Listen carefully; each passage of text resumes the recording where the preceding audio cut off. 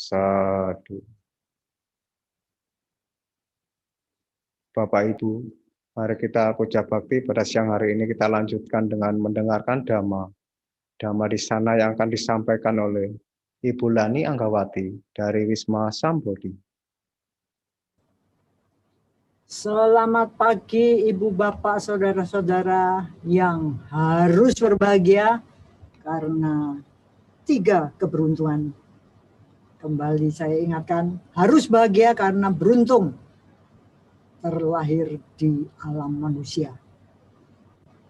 Nggak lahir cacat-cacat banget gitu ya, bukan produk gagal banget gitu ya. Harus berbahagia. Yang kedua, harus berbahagia karena kenal ajaran kebenaran, Dhamma. Syukur-syukur praktek gitu ya. Harus lebih bahagia. Yang ketiga, kita harus bahagia karena masih hidup. Syukur-syukur cari kesempatan untuk pesangon mati, karena toh kita akan mati suatu hari. Terimalah salam Dhamma dan Namo Buddhaya. Ibu bapak saudara-saudara, hari ini mari kita lihat apa yang banyak terjadi di lingkungan kita. Maksudnya lingkungan saya gitu ya. Baru saja ada omong-omongan tentang sebenarnya kalau kita lihat misalnya situasi sekarang ini pandemi, itu orang itu butuh apa sih? Yang paling berharga itu apa sih?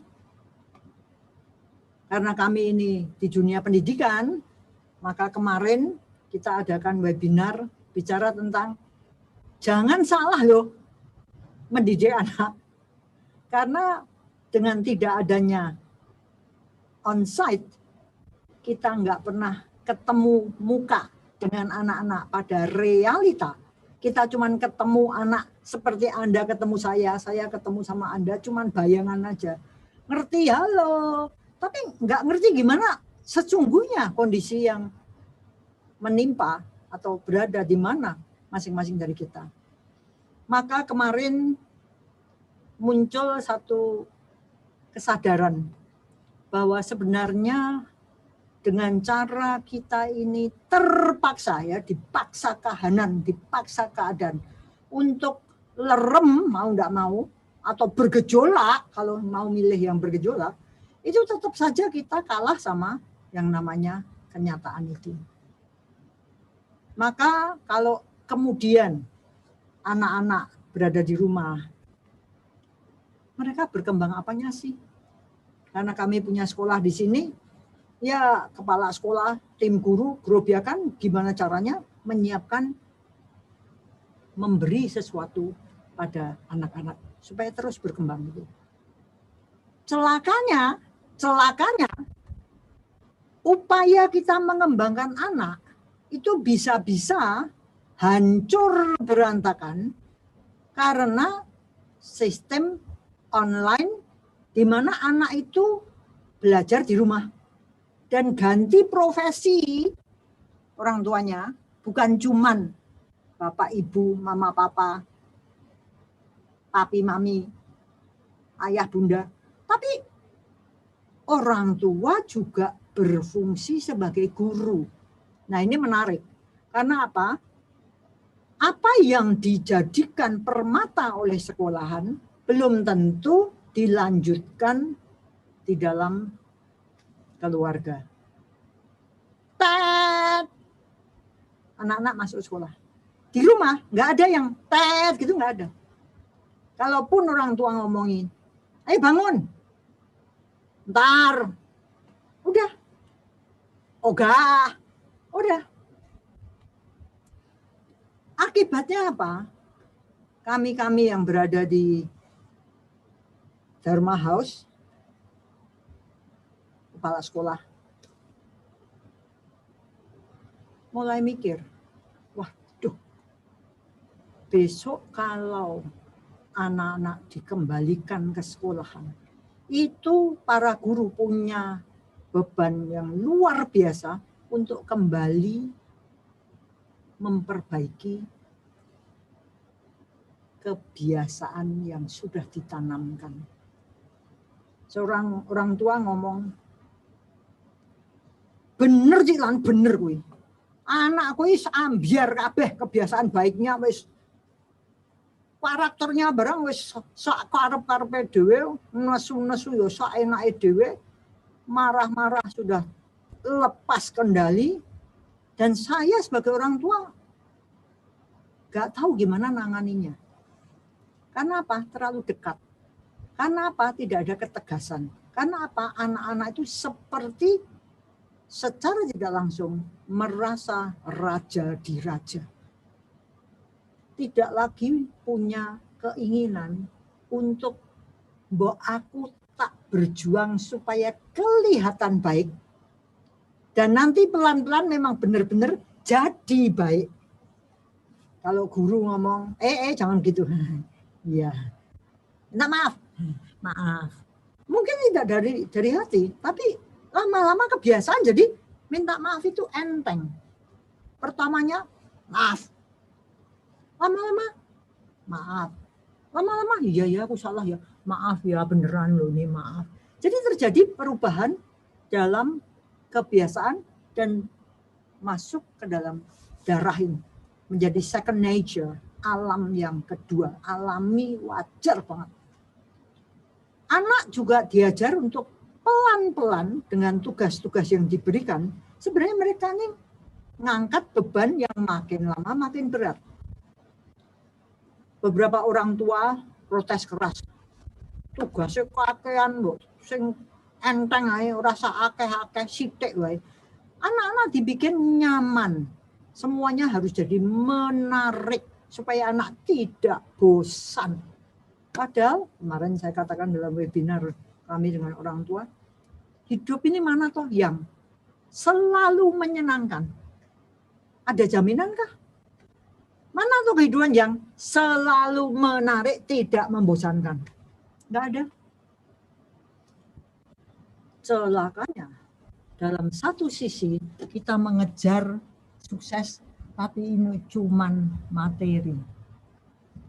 Dukanya, maka Sang Buddha itu, luar biasa ya, ajarannya selalu relevan dengan kehidupan. Dukanya apa? Materi makin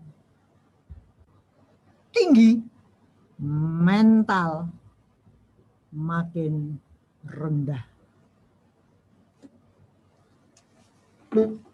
Kemarin ada seorang orang tua yang secara materi kaya raya dan dia tiba-tiba menyadari, iya, aku terhadap anak itu lupa mendidik mentalnya.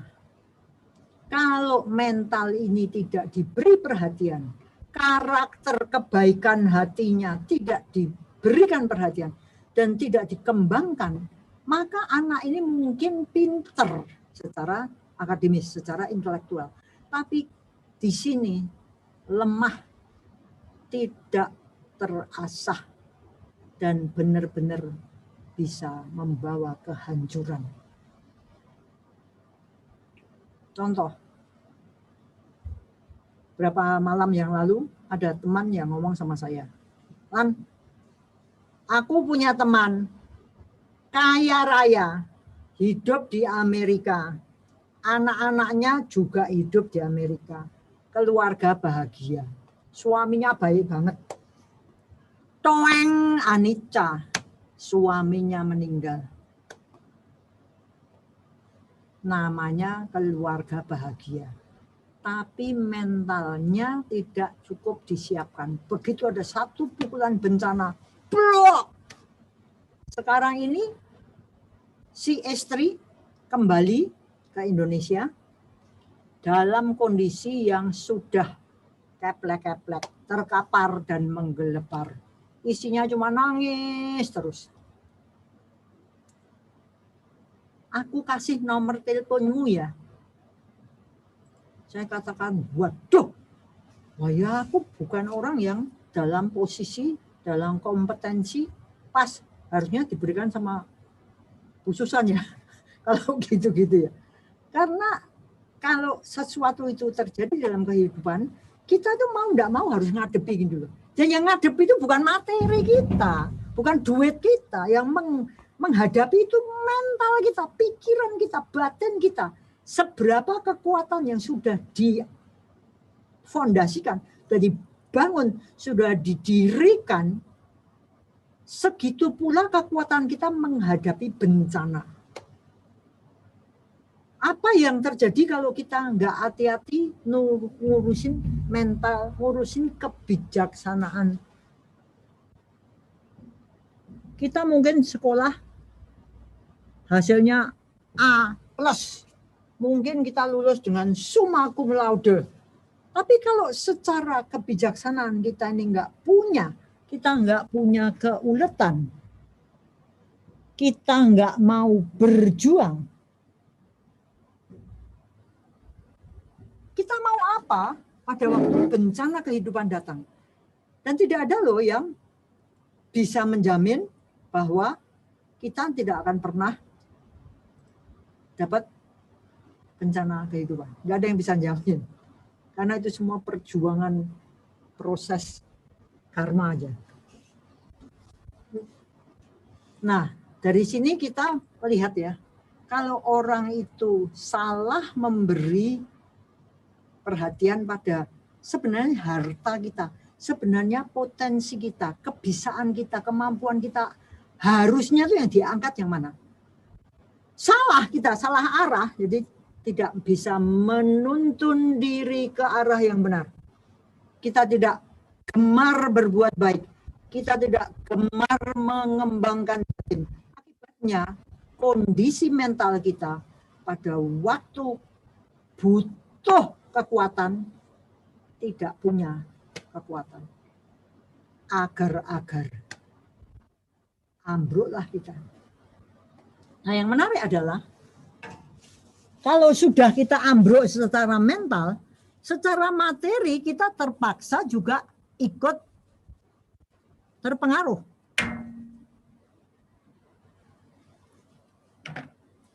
Banyak orang ngomong, sekarang ini cari duit susah, penghasilan melorot, kadang-kadang malah tiba-tiba bangkrut gitu. Tapi tetap saja yang namanya bolak-balik zaman, bolak-baliknya zaman itu tetap terjadi. Jadi tetap aja ada yang turun, ada juga yang naik. Kemarin ngomong-ngomong ada satu yang menarik, yaitu kredit online. Itu kalau Adi saya suruh buka kredit online itu apa toh? Berhalaman-halaman.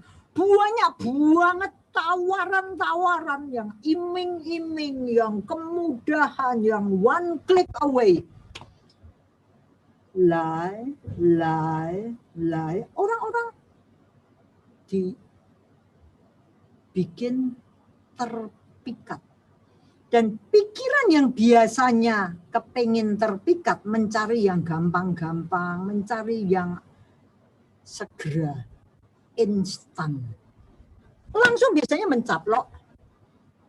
Katanya, ini merupakan bantuan.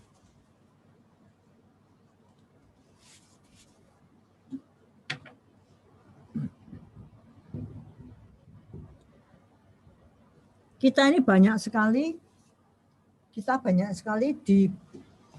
ditipu dengan kata-kata manis ya. Yang namanya bantuan, ibu butuh bantuan. Saya biasanya ngekek-ngekek, dan kalau usil saya lagi kumat, saya biasanya ngomong-ngomong gitu. Misalnya itu urusannya dengan bank. Bu, apa yang bisa kita bantu? Maksudnya gimana? Ibu butuh bantuan?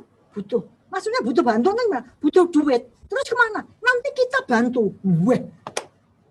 Mau berapa? 100 juta? 200 juta? Kita bisa bantu. Wih. Kalau saya pas usil saya katakan, sebentar. Maksudnya bantuan gimana? Saya dikasih duit gitu. Iya. Terus?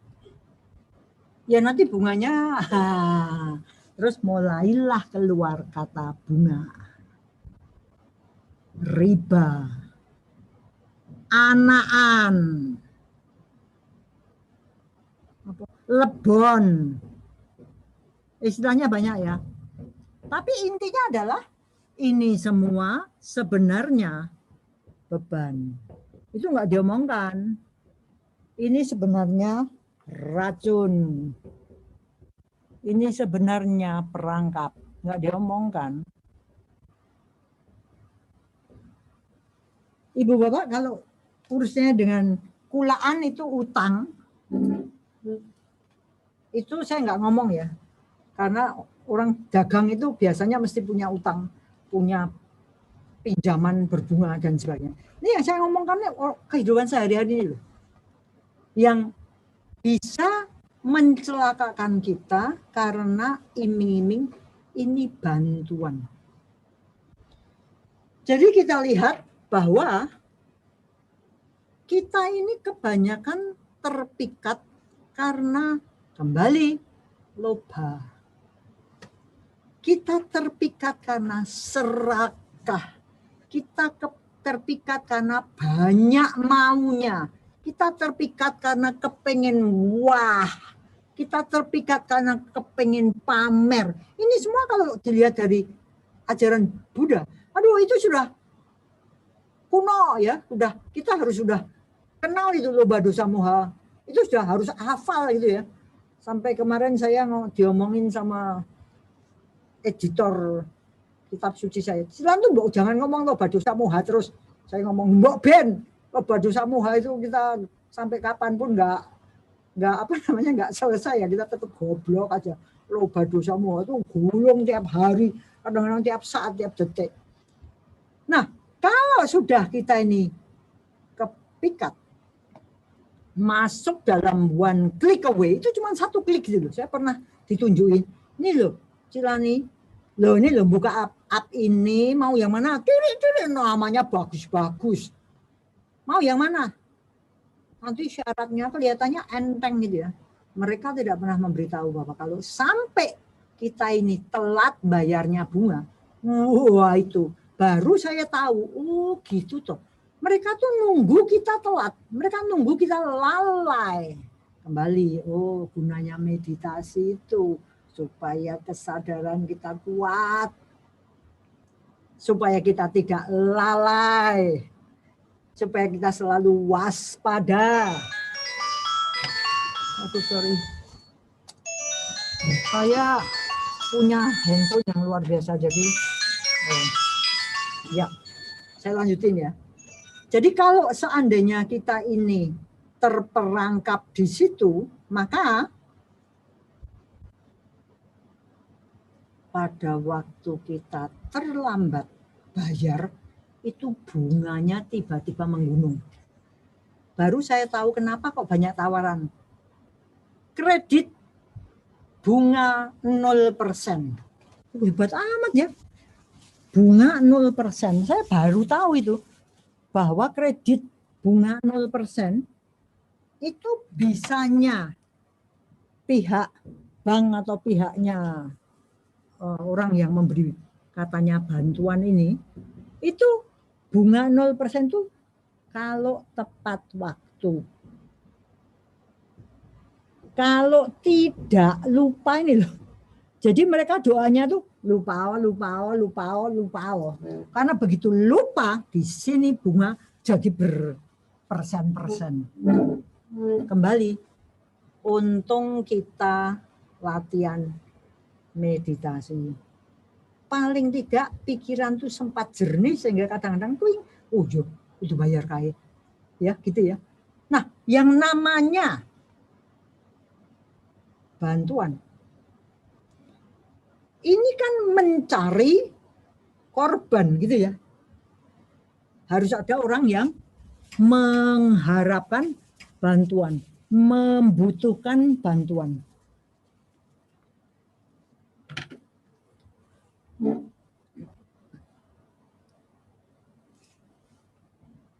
Satu kutub ini yang membantu. Kutub yang lain Ini yang dibantu.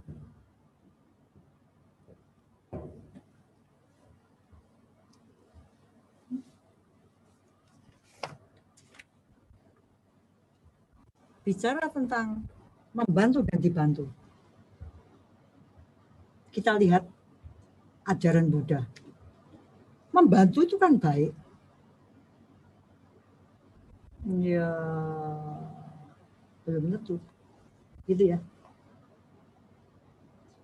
Dibantu itu kan rasanya kalau aku butuh bantuan, ada yang bantu, aduh, kayak apa rasanya.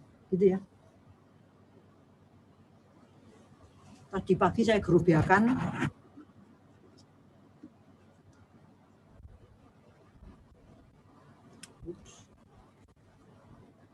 sebenarnya kenapa kok orang itu perlu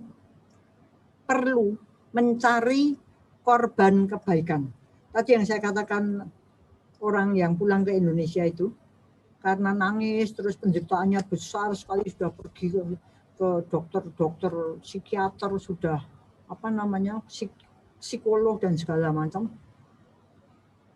Saya katakan bahwa orang itu disuruh berbuat baik.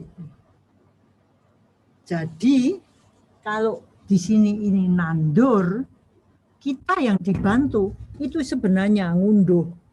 Sepele ya.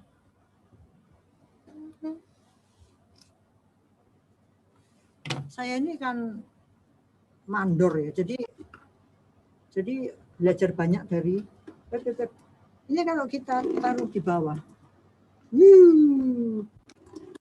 curah air kadang-kadang. Jadi harus ada yang di atas untuk turun ke bawah, seperti gitu. Kalau kita ini berada di bawah, seperti tadi mentalnya ambruk segala macam, ini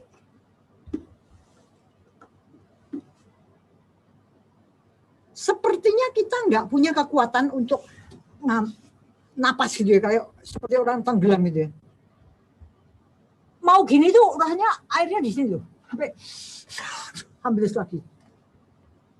Saya katakan, kalau kita ini pas dalam posisi rendah, maka yang perlu kita lakukan itu kita harus menuju pada ini, kekuatan bikin fondasi untuk nandur.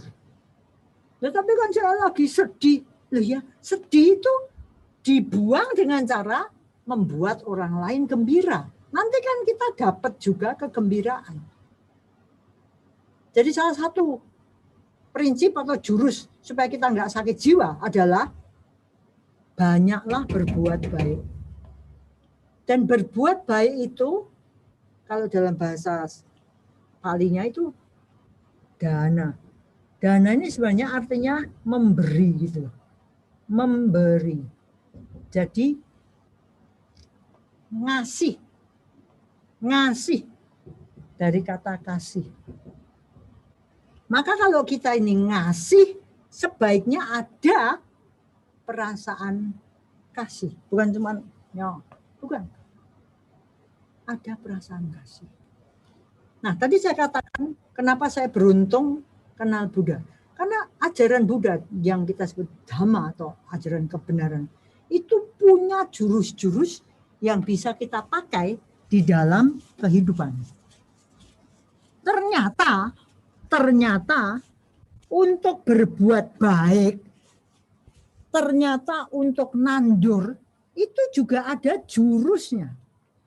Untuk bisa nandur, memberi dengan baik, itu harus ada syaratnya. Jadi enggak baik, pokoknya baik. Saya pernah dikau oleh seorang biku yang mengatakan, saya bisa berbuat baik di tempat lain. Ngerti maksud saya ya? Jadi kalau, loh, aku itu kan kere, kowe kudu nulung aku, tapi aku sebenarnya tidak pantas ditolong, maka kita nggak bisa nyalakan. Adi yo nggak mau bantu aku, ya tapi dia bantu di tempat lain loh. karena saya tidak pantas dibantu. Mungkin ya. Maka syaratnya berbuat baik. Nah ini, jadi supaya ngunduhnya juga besar, kita pakai jurus yang beres dalam berbuat baik. Syaratnya ada 3, yaitu baik untukku, baik untukmu, dan baik untuk kita. Baik untukku, baik untukmu, atau baik untukmu, baik untukku, itu aja ya. Saya balik dulu ya. Baik untukmu dulu ya. Aku mau nyulung kok ini. Aku mau nulung. Jelas baik untukmu dong. Kamu saya tolong kok. Tapi bisa-bisa dengan menulung itu sebenarnya tidak baik untukku. Dan sesudah kebaikan berlangsung, bisa-bisa tidak baik untuk kita semua. Mungkin enggak gitu? Mungkin enggak? Saya punya 10.000, Adi nggak bisa makan. Ya wes, aku kan hebat, aku kan dermawan. Terus saya nggak makan, saya sakit. Mungkin enggak? Jadi Adi nggak sakit, yang sakit saya. Itu berarti kita berbuat baik, tapi tidak bijaksana. Jadinya gimana? Ya udah yuk, kita makan bareng 10.000 buat orang 2. Itu kan bisa lebih bagus. Ada juga kalau saya sudah lakukan kebaikan, baik untuk Adi, baik untuk aku, tapi Adi ini kelihatannya orangnya dremis ini. Terus maunya datang terus pada waktu makan siang, selalu datang terus. Akibatnya apa? Aduh, nggak usah kenal sama yang namanya Adi. Bisa enggak terjadi seperti itu? Pada orang-orang yang dremis itu, kita sepertinya, aduh, ini sudah ditolong masih mentung ini, nggak baik untuk kita. Jadi ternyata berbuat baik pun tidak segampang itu. Nah, Sang Buddha menjelaskan juga bahwa ada hal-hal yang perlu kita perhatikan ketika berbuat baik. Saya lebih suka ngomong ketika berkarma baik, ria. Kita harus punya keriangan ya waktu berkarma baik. Apa yang dibutuhkan? Nomor 1, ada 4 syarat ya, 3 syarat. Yang syarat pertama adalah waktu kita berbuat baik, ketika kita berbuat baik itu kita tahu bahwa kebaikan kita ini bermanfaat. Jadi jangan asal-asalan, harus bermanfaat.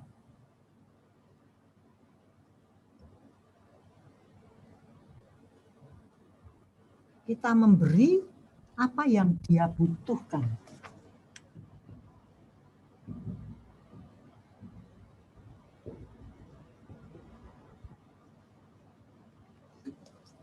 Jangan ngasih saya alat make up misalnya. Atau seorang biku dikasih sisir misalnya. Jadi ternyata harus ada unsurnya. Ini bermanfaat apa enggak? Dia butuh apa dikasih. Wena selalu komplain pada saya karena kalau ada orang datang ke saya, konco misalnya gitu, itu bisa-bisa kita ketemu dan omong-omong dhamma, asik toh, ngomong tentang dhamma, pengalaman ini belajar apa itu asik tuh. Nanti Wena datang, kok enggak dikasih minum itu? Oh iya, ini udah jam berapa nih kok enggak makan gimana tuh? Jadi ada yang harusnya diberi apa yang bermanfaat, kita bisa lupa. Berarti apa? Tidak bijaksana. Jadi kalau yang misalnya butuhnya makan, jangan dikasih apa? Barang. Kasih aja makan. Butuh. Kita ini haus ya dikasih minum. Maksudnya klop gitu loh. Manfaatnya tuh terasa. Makanya ada orang-orang yang jarang menerima kebaikan. Saya ini orang yang hokinya gede ya. Saya dibantu banyak orang. Kalau saya ngomong loh, karena saya ini bisa memanfaatkan apa yang diberikan pada kita. Kasih apa? Kasih tanah. Ya kita manfaatkan lah. Buat apa? Area parkir putra bangsa punya. Apalagi area tanam. Area bermain. Yang ngasih seneng ya, karena bermanfaat gitu loh. Maka jangan jadi orang yang bohogi, tidak punya beruntungan. Kenapa? Kalau dikasih, diwadah, wae. Dikomplain, kok gini, kok ngasih ini, kok enggak itu. Maunya banyak. Ya. Tidak terjadi aliran kebaikan. Ini bagi yang memberi bermanfaat, yang diberi sebenarnya juga harus bermanfaat. Itu syarat pertama. Syarat yang kedua adalah di balik karma baik ini, motifnya kita harus melihat ke dalam. Memperbaiki, memurnikan, membersihkan motif di balik satu pemberian. Kami punya sekolah putra bangsa dan kami banyak dibantu oleh orang-orang dan banyak yang mengatakan, lah kok bejomen toh? Kok kamu ini dibantu oleh orang-orang yang motif pemberiannya, motif bantuannya itu murni. Ada ya yang memberi tapi motifnya harus masuk koran. Ada udang di balik kekian. Ada agenda tersembunyi di dalam perbuatan baik itu. Nah, kalau kita mau mempraktekkan dhamma untuk nandur piye carane sehingga buahnya itu juga bermanfaat, kita harus punya kebijaksanaan untuk ini, mikir bermanfaatnya gimana. Memperbaiki, memurnikan, membersihkan motif di balik perbuatan. Tidak mengharapkan pujian, ketenaran, perlakuan istimewa. Kan banyak ya. Saya kan sudah menolong Pak Adi. Jadi kalau saya ke rumahnya Pak Adi, karpet merah. Ya. Kalau ada tamu banyak, ya saya harus duduk di depan. Banyak sekali. Dan itu membawa sesek yang kita ditolong juga. Sesek dan kita sendiri sebenarnya berbuat baik dengan satu karma buruk yang nyelip di dalam kebaikan kita. Hati-hati. Menyenangkan ya. Oh, jadi berbuat baik ya harus bersih.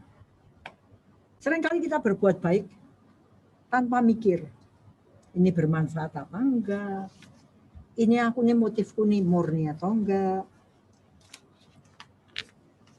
Dan yang ketiga, waktu berbuat baik itu bukan sesuatu yang cuman gampang gitu, harus ada rekosonya. Rekoso itu susah payah gitu ya. Itu sebabnya kalau kita memberi dana misalnya, itu kalau dipersembahkan dengan tangan sendiri, itu jauh lebih, poin karmanya itu lebih baik daripada kalau kita, gampangnya nyuruh orang. Karena kita punya pasukan banyak, gampang. Aku males, panas. Dadak teko kono iki mobilnya pas ra eneng. Ya numpak motor, gah kesel. Papit saya. Ya. Jadi di dalam karma baik itu harus ada pengorbanan.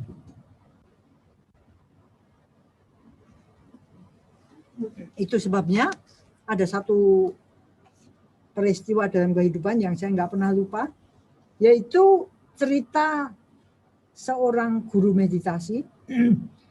Ini mengadakan retreat di China, dan dia pada waktu selesai retreat 10 harinya, itu ada seorang partisipan meditator yang lagi si Adimo nanti, ternyata dia udah enggak ada.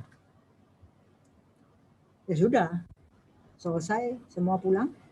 Nggak lama kemudian, berapa jam kemudian, si Adi ini datang dengan naik sepeda, keringat bercucuran. Dia ngomong sama teacher-nya ini, teacher, aku kepengen memberi sesuatu untuk retreat ini, tapi aku nggak punya uang, jadi aku tadi pulang untuk lihat punya duit berapa, aku cuma punya duit segini. Itu dengan bercucuran ya, uangnya banget, itu hartanya besar banget bagi dia, mungkin cuma ngasih duit 10.000 rupiah misalnya. Bagi dia itu sudah luar biasa. Jadi waktu kami itu meditasi, waktu itu Satipatthana, teacher-nya ini cerita, itu udah nangis. Kita semua yang dengar juga nangis. Dia ngomong, aku yang mengajar, melatih dan sebagainya. Ini karena baik. Iya, tapi aku menerima terima kasihnya dia. Itu, aduh, yang saya berikan itu sebenarnya cuma segini, dan dia kasih luar biasa banyak gitu. Luar biasa ya, jadi dia berikan apa yang dia punya. Sama dengan pengalaman saya waktu buat Wihara Bodhiwangsa, itu ada orang yang mau memberikan dana, dia tukang sapu jalan ini. Dia datang pakai bis bersama dengan kelompoknya dari Paraan. Dia tanya, ini nanti kalau kita pulang itu kita urunan untuk kendaraan itu apa enggak? Oh enggak, sudah ada yang mendanain.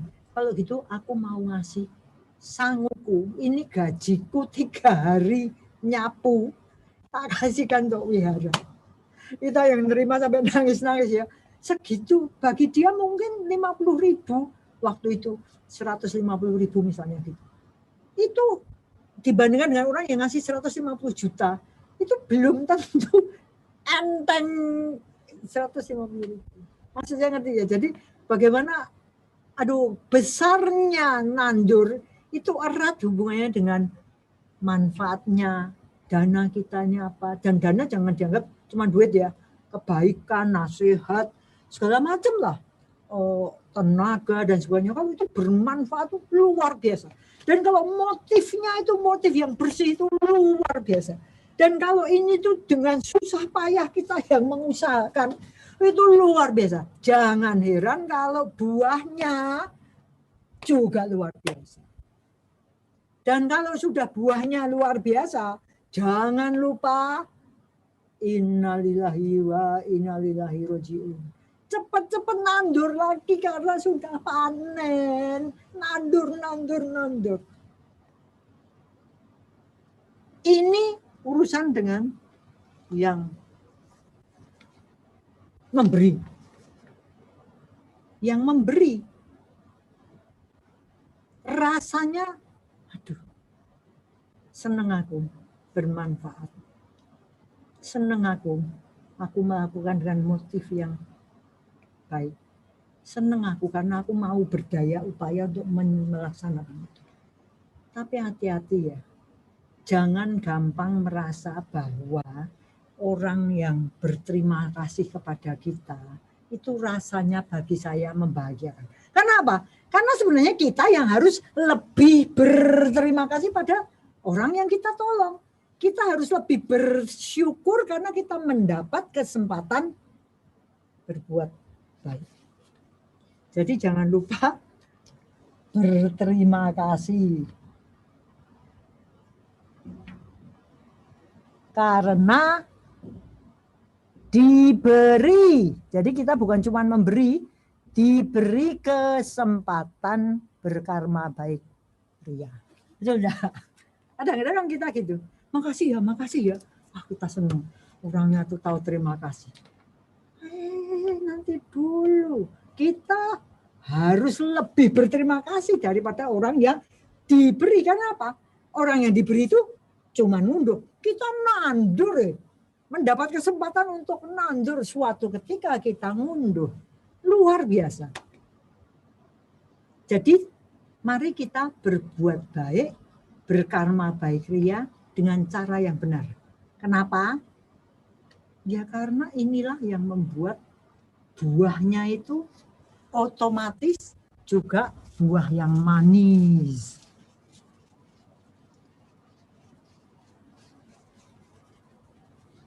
Jangan menganggap bahwa perbuatan baik yang tadi rekoso tadi ya, kadang-kadang kan dikaitkan dengan fisik ya. Ting dong, bel pintu. Kita mau bangun, itu sudah kita bersusah payah. Jadi orang yang dibukain pintu juga harus sadar, ini orang ini mau bukain pintu itu sudah berkorban, ada energi yang harus dilakukan untuk melakukan suatu kebaikan. Nah, bagi orang yang menerima kebaikan, kadang-kadang kalau kita lihat orang bisa berbuat baik, itu kan posisinya mesti di atas ya. Yang menerima itu kayaknya kalau misalnya tangan kan gini ya. Kalau yang atas kan gini ya. Yang bawah gini. Maka kalau yang namanya, aduh saya ini orang yang kenal budi, jadi harus balas budi. Banyak orang yang merasa balas budi itu kayak gini. Ibu, bapak, saudara-saudara, ini salah. Saya punya ex-murid yang roaya, sugih duit gitu ya. Dan banyak membantu kita dengan tadi syarat-syarat terpenuhi.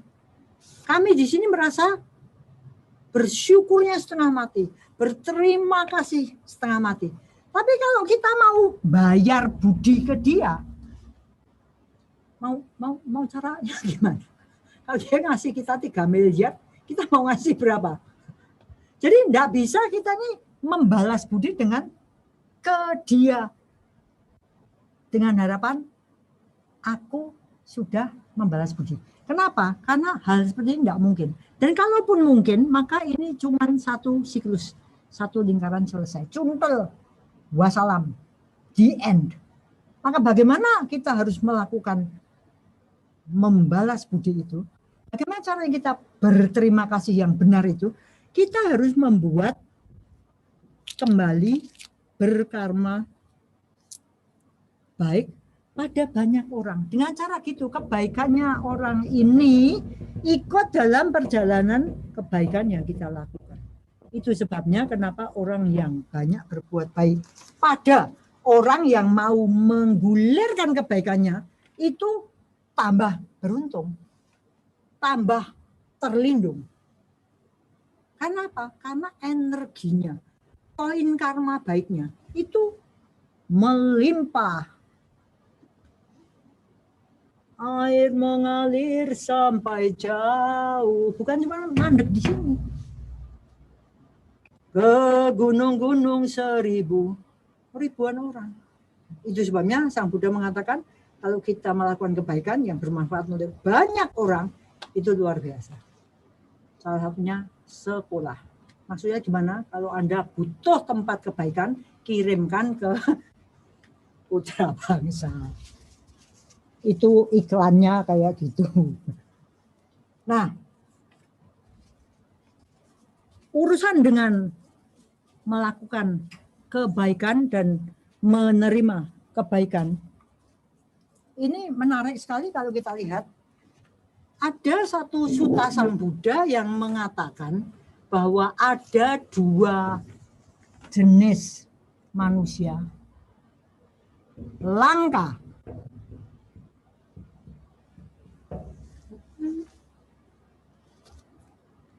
waktu saya baca itu, wah menarik ini. Ayo kita lihat apakah kita termasuk yang jadi langka ini, ya. Jangan senang jadi orang yang wah tuh seperti orang lain. Kalau itu kok ora nggak umum gitu ya. Bagus lah kalau kita nggak umum, tapi nggak umumnya orang yang bagus gitu ya. Maka ada dua jenis manusia langka. Coba kita lihat sekitar kita. Tadi saya katakan, banyak orang kejebak, terperangkap, di-strangle, dicekik karena bunganya online. Ya. Kalau kita mau nolong, ini orang nggak mungkin kok. Yang sampai mati nggak bakalan bisa bangkit. Karena kecekik sama bunganya. Itu seperti sang kancil dulu ya, kalau kita kecil ada. Pada suatu hari sang kancil dia terjebak kena lengketnya getah pohon, dia kepecek, udah akan jadi kancil saus tomat pedes. Maka orang-orang yang kejebak di situ, itu kalau tidak ditolong setengah mati. Udah wes calon bangkai gitu aja ibaratnya, nggak akan bisa timbul, nggak bisa akan bangkit. Nah kalau orang yang online ini jadi korban dan kita mau nolong, oke? Ini saya cerita kasus-kasus, beberapa kasus yang benar-benar terjadi. Ditolongin. Caranya gimana? Kamu utangnya berapa? Wah, di sini 100.000, sana 300.000, ya, total. Ini sudah sampai, katakan misalnya 10 juta. Gitu. Setiap minggu lebonnya katakan 600.000. Nanti bisa bertahun-tahun sampai dia tua nggak rampung ya, karena kan bunga. Kita kasih, yaudah 10 juta ini kita ambil alih, jadi orang itu utangnya pada kita tanpa bunga gitu ya. Selesai, cicilannya yang harusnya dia 600.000 itu dicicilkan ke kita, tapi untuk mengangsur 10 juta ini. Kalau tadi 600.000 kan cuma bunganya, ini nggak sampai terkurangi. Tapi ini enggak, oke, Adi bayarin 10 juta, saya yang utang 600 jutanya biasanya saya kasih lebon, enggak, saya berikan pada Pak Adi sehingga nanti jadi 9,4, 8,8, 8,2 kan gitu. Apa yang terjadi? Ada orang-orang tertentu yang begitu diselamatkan, begitu dia ngemplang. Banyak, ya. Maka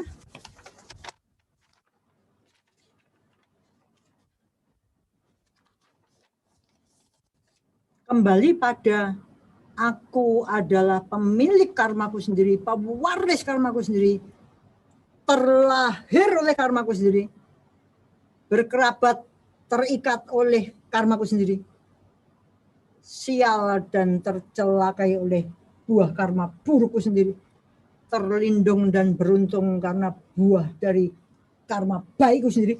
Itu kalau sudah gulung kelihatan sekali. Begitu ada orang yang kalau sudah dibaikin, maka dia juga melakukan karma buruk yang baru, ngemplang.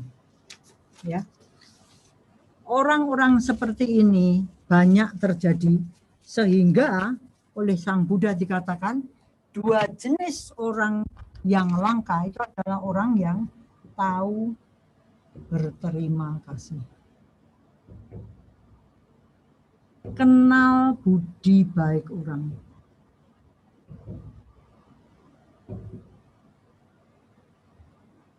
mau balas budi. Tadi sudah kita sebut ya, balas budinya bukan balas sama itu aja, tapi bisa membalas pada banyak orang. Kalau kita ini dibaikin sama orang, mari kita jadi manusia langka, tahu berterima kasih. Sehingga orang yang menolong kita itu ikut bergembira, bersyukur karena aku menanam di ladang yang subur. Bagus ya. Maka kadang-kadang kalau saya dengar kisah-kisah orang yang hidup tadi udah ditulungin, lah kok malah ngemplang. Nanti kalau orangnya ditelepon, Cilan ini kok utangnya kok maaf ya Di, itu sudah 3 bulan. 3 bulan nggak bayar 600 ribuan 3 kali. Saya malu. Loh, nah kalau malu kok malah ngemplang, nggak malu ya? Maka tahu malu yang benar. Penting sekali. Kembali relevan sekali ajaran Buddha. Luar biasa. Mari kita tahu berterima kasih. Karena kita ini sebenarnya amat sangat menerima bantuan kebaikan dari banyak orang. Dari awal mula kita, itu aja sebenarnya kita sudah bisa lihat kita ini tergantung pada yang melahirkan loh. Kalau susternya atau dokternya bukan mati kita kelelep dengan apa? Air ketuban. Lapar lagi. Aku ya belum makan. Mati kita. Jadi sejak kita itu sudah kelihatan bahwa sebenarnya kita ini harus tahu berterima kasih karena kehidupan kita ini bolak-balik itu cuma berhubungan dengan kebaikan orang. Kita ini selalu menerima kebaikan orang. Serem ya, kok kayak gitu dikatakan langka ya. Berarti manusia itu menuju penurunan akhlak budi. Tambah pinter, teknologi makin tinggi, tapi akhlak makin rendah. Kesombongan makin tinggi, tidak tahu berterima kasih, tidak kenal budi baik orang, merasa aku tidak butuh kamu, dan melupakan. Emangnya gue pikirin. Ini bagi yang menerima kebaikan. Yang kedua, jenis manusia yang satunya tadi yang mau apa? Memberi, yang mau menolong, yang mau mengulurkan tangan. Itu harus berbuat baik dengan tadi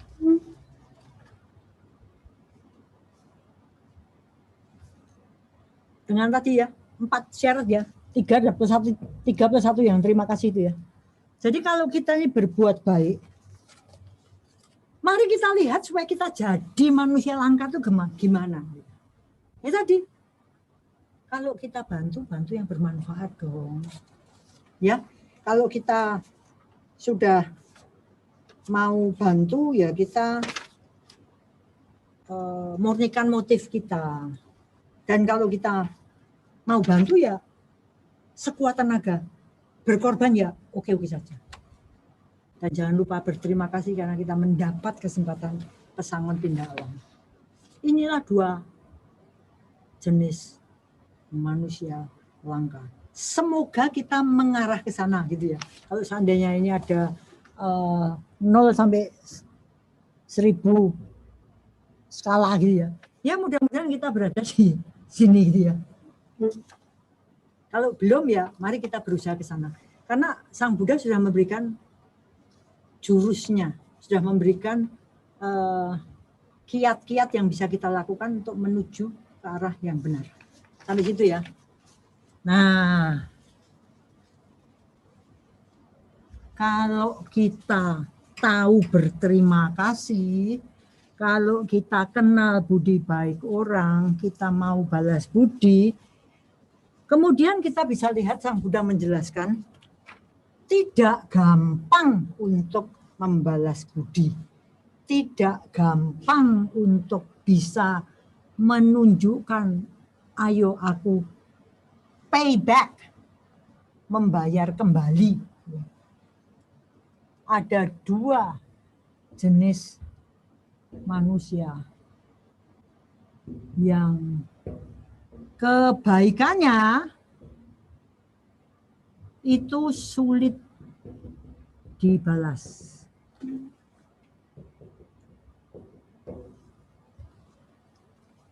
Menarik ya. Teorinya ada ciri-ciri. Tapi sebagus apapun, ternyata ada dua jenis manusia yang kebaikannya sulit dibalas. Yang pertama adalah orang tua.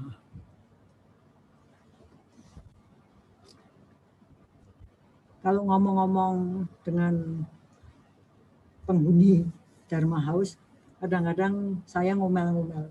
Orang tua itu mencintai anaknya dengan kadang-kadang tuh so much, begitu banyaknya, sehingga to the point of being stupid gitu, sampai pada batas goblok gitu. Kenapa?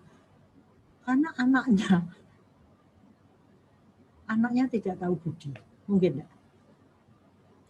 Waduh, ini nak mobilmu, mobilnya orang tua dikatakan mobilmu. Tapi nanti kalau anaknya punya mobil, enggak, dia akan ngomong, Pah, Ma, ini loh Pah, Ma, mobilmu. Ya enggak, itu mobilku. Orang tua punya rumah, Nak, ini loh nak rumahmu. Anaknya ditanya, alamatnya rumahmu mana? Nyebutkan alamat orang tuanya. Tapi nanti kalau anaknya sudah punya rumah sendiri, dia enggak akan ngomong sama orang tuanya, Pah, Ma, Bapak, Ibu, Ayah, Bunda, ini loh rumahmu. Oh ya enggak. Kadang saya pikir enggak semua orang tua itu baik. Ya. Tapi juga sama, enggak semua anak itu baik gitu ya. Tapi kalau kita lihat, Sang Buddha menjelaskan tentang orang tua ini bagus banget. Sejak kecil, sejak owek-owek ini, kamu sudah diberi kehidupan. Maka bahasa Inggrisnya to give birth to. Kalau orang tua itu punya anak, itu istilah bahasa Inggris itu memberi kelahiran pada anaknya. Jadi anak ini sudah menerima kebaikan orang tua karena dilahirkan di alam manusia. Anak owek-owek itu sudah dikasih minum, kasih makan, diopeni, dirawat, dibersihkan, dimandikan. Kalau sakit diopeni gitu ya. Kalau anak sakit itu orang tua bisa nggak tidur gitu ya. Saya lagi maem, pakai tangan nih, anak saya, itu saya taruh loh, nyewoi loh, mencebokin, ngurusin tainya anak saya, terus saya makan lagi loh. Tapi kalau orang tua sakit, anaknya jijik, benar enggak? Saya pikir ya Bu, ya nyelekit itu ya, nyelekit. Tapi ya benar gitu loh. Jadi bagaimana orang tua itu seperti Brahma, Dewa Brahma, Dewa pelindung, tinggi-tinggi sekali levelnya untuk membuat anaknya ini bertumbuh dengan baik.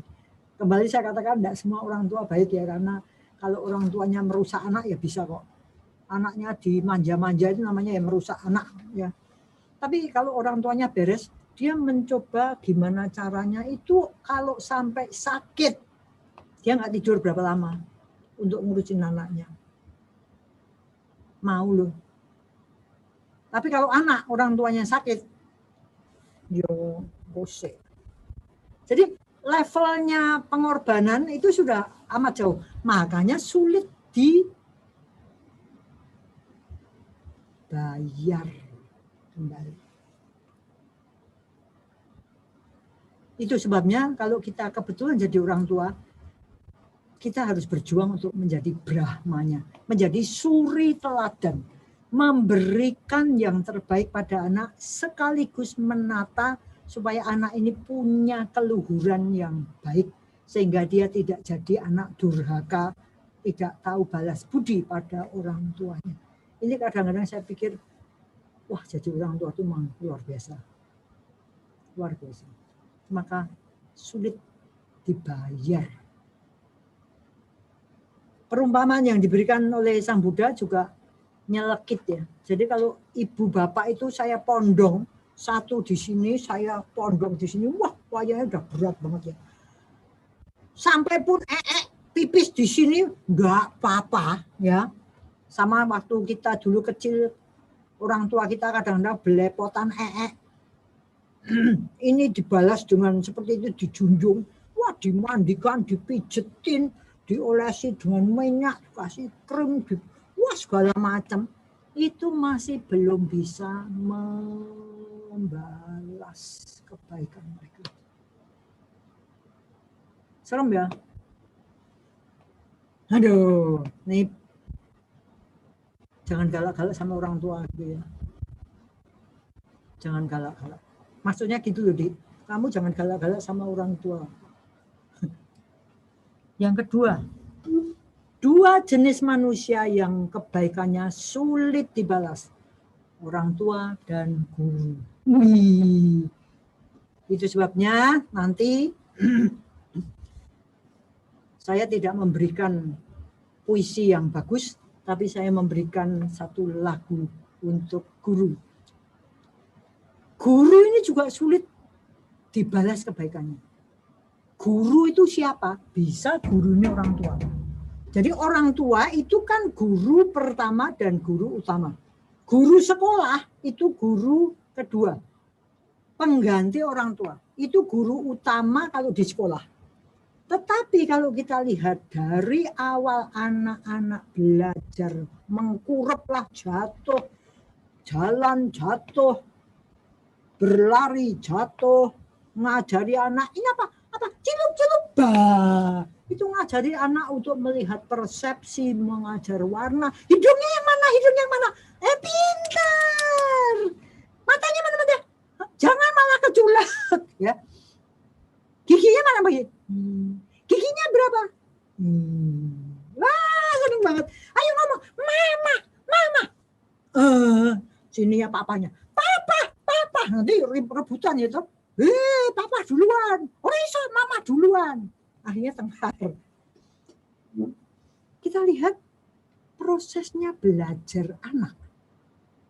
Ini untuk mencapai kita sekarang yang sudah pinter gini nih. Tidak lepas dari sentuhan kasih sayang guru kita. Maka kadang-kadang saya ngomong-ngomong kalau ngomel-ngomel saya katakan, orang tua yang ngajarin anaknya suruh kurang ngajar sama guru. Itu memang tidak tahu budi. Loh, guru boleh salah loh. Tapi mbok jangan diundang-undang, emang guru goblok segala macam loh. Saya kadang-kadang kalau ngomong sama orang tua saya katakan, kalau orang tua salah, itu saya enggak ngomong sama anakmu. Dasar wong tuamu goblok, saya enggak ngomong gitu. Karena guru itu tetap harus dihormati. Karena guru itulah sumber pengetahuan kita, sumber keterampilan kita, sumber pendidikan karakter kita. Oleh sebab itu putra bangsa punya karakter, knowledge, pengetahuan, skills, keterampilan. Siapa yang ngajari? Guru. Bisa juga guru itu kembali orang tua. Jadi ini harus punya rasa hormat. Pikirnya orang tua, ini kadang-kadang orang tua dan guru, kalau saya ngomong guru sekolah ya, ini kalau tidak sama-sama baik, hancur anak kita. Hancur. Kenapa? Karena dari kecil, dari sedikit, ini pemupukan karakter baik, kebiasaan baik, ucapan baik, pikiran baik, keterampilan fisik, ucapan mental baik, itu harus dibina bersama-sama antara guru dan orang tua. Banyak di antara kita ini mungkin yang masih dalam posisi guru dan orang tua. Maka bikinlah anak itu kenal rasa hormat, kenal rasa bakti, kenal yang namanya budi. Kenapa? Karena itulah fondasi keberuntungan. Gampang bagi kita untuk menanam kebaikan dan gampang bagi orang lain untuk memberikan pertolongan pada kita karena kita ini karakternya bagus. Karena kita ini budinya bagus. Karena kita ini punya keluhuran. Itu sebabnya saya katakan saya senang jadi guru. Kenapa? Terpaksa baik. Para orang tua juga gitu. Senang jadi wong tua cah. Kenapa? Terpaksa baik. Jadi suri teladan. Makanya kebetulan di zaman pandemi seperti gitu. Banyak manfaatnya Ibu Bapak. Karena apa? Aku terpaksa baik. Sajane pengen ngamuk nih ya. Tahan. Sabar. Sabar. Sabar. Itu sebabnya meditasi dibutuhkan. Saya selalu katakan untuk gampangnya kenapa orang butuh meditasi. Karena kita butuh media untuk pikiran enggak ngegas-ngegas gitu loh. Dalam posisi stasioner. Tapi meditation sendiri akar katanya berasal dari bahasa Latin yang artinya merenung. Tapi kita butuh meditasi. Kenapa? Supaya pikiran kita enggak ngegas-ngegas. Anak kita dua. Jadi kita sebagai orang tua juga gagal. Kita sebagai guru juga gagal. Sebaliknya kalau kita menggunakan kesempatan ini untuk mengendalikan diri, membangkitkan keluhuran kita, mencapai level spiritual yang lebih, karakter yang lebih baik, kebiasaan yang lebih baik, kita tahu berterima kasih dan kita tahu membalas budi. Sebaliknya, kita tahu menolong orang, kita tahu menggunakan kelebihan kita untuk membantu orang-orang di bawah sana. Kita harus berterima kasih karena tanpa orang-orang yang bisa kita bantu, kita tidak punya arena berbuat baik. Ibu Bapak, berapa hari yang lalu itu adalah Hari Guru Internasional. Tadi disiapkan guru. Maka semoga kita sebagai orang tua dan sekaligus juga guru, atau kita juga guru sekaligus orang tua, mari kita tahu untuk berjuang sehingga kita menjadi manusia langka. Terimalah himne guru dari Sekolah Putra Bangsa, tempat Anda mencurahkan karma baik dia.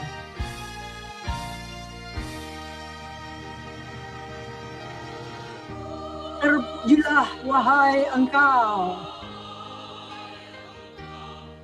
Ibu Bapak Guru sekaligus orang tua. Namamu akan selalu hidup dalam sanubariku.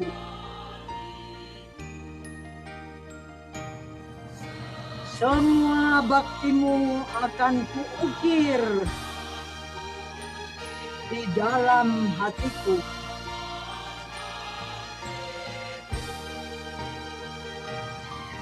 Sebagai prasasti terima kasihku untuk pengabdianmu.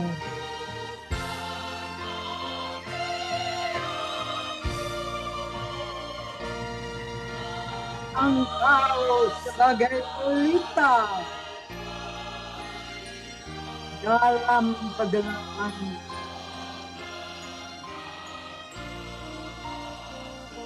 Engkau laksana embun penyejuk dalam kehausan.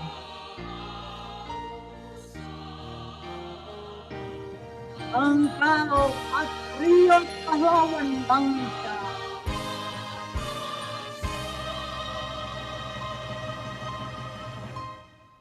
Tanpa tanda jasa, tapi dengan karma baik ria yang tak ternilai harganya.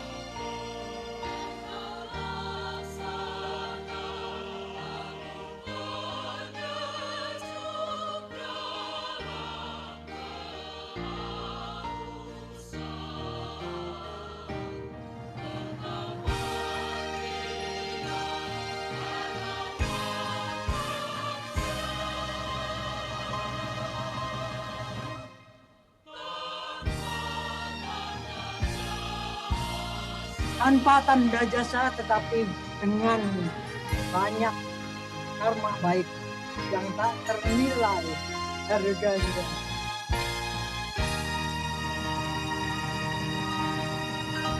Itu film dibuat 13 tahun yang lalu. Adi, Endang, Eko, Wena, Jijin sudah 13 tahun lebih tua. Tapi Ibu Bapak, semoga kita berjuang untuk menjadi manusia langka sebagaimana diajarkan oleh Sang Buddha. Dan mari kita melakukan sebaik-baiknya, sebisa-bisanya, mumpung kita masih punya kesempatan. May all beings be happy and may the best come to us all. Sadhu, sadhu, sadhu.